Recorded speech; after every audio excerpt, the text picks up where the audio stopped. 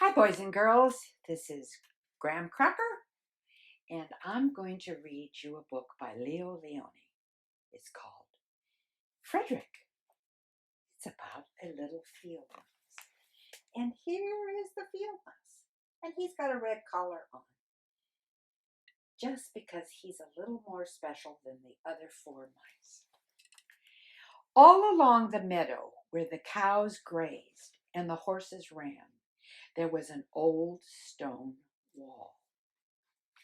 In that wall, not far from the barn and the granary, a chatty family of field mice had their home.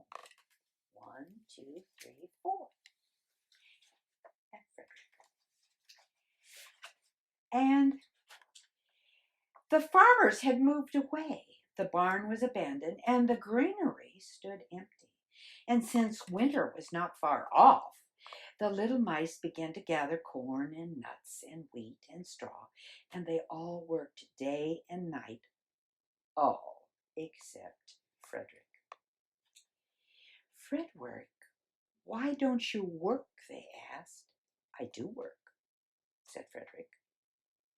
I gather the sun's rays for the cold, dark winter days. And when they saw Frederick sitting there, staring at the meadow, they said, And now, Frederick? Well, he said, I gather colors, for the winter is gray. And once Frederick seemed half asleep. Are you dreaming, Frederick? They asked reproachfully. But Frederick said, Oh no, I'm not gathering words. I am gathering words.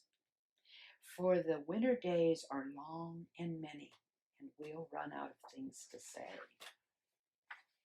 The winter days came, and when the first snow fell, the 5 little field mice took to their hideout in the stones. In the beginning, there was a lot to eat, and the mice told stories of foolish foxes and silly cats. They were such a happy family. But little by little, they had nibbled up most of the nuts and berries. The straw was gone. The corn was only a memory. It was cold in the wall, and no one felt like chatting. Then they remembered.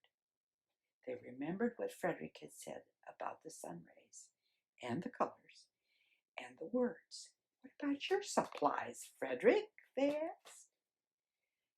Close your eyes, said Frederick. Close your eyes. And he climbed up on a big stone. Now I send you the rays of the sun.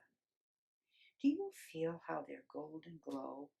And as Frederick spoke of the sun, the 4 little mice began to feel warmer. Was it Frederick's voice? Was it magic?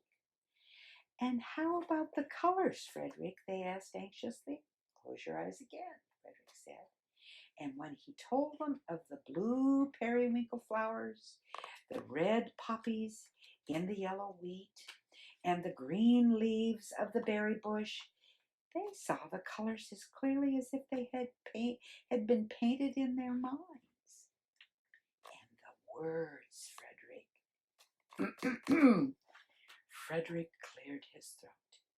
He waited a moment, and then, as if he was on a stage, he said, Who scatters snowflakes? Who melts the ice? Who spoils the weather? Who makes it nice? Who grows the 4-leaf clovers in June? Who dims the daylight? Who lights the moon? 4 little field mice who live in the sky. 4 little field mice like you and like I. One is the spring mouse who turns on the showers. Then comes the summer mouse who paints in the flowers. The fall mouse is next with walnuts and wheat, and winter is last with little cold feet. Aren't we lucky? The seasons are 4. Think of a year with 1 less or 1 more. When Frederick had finished, they all applauded.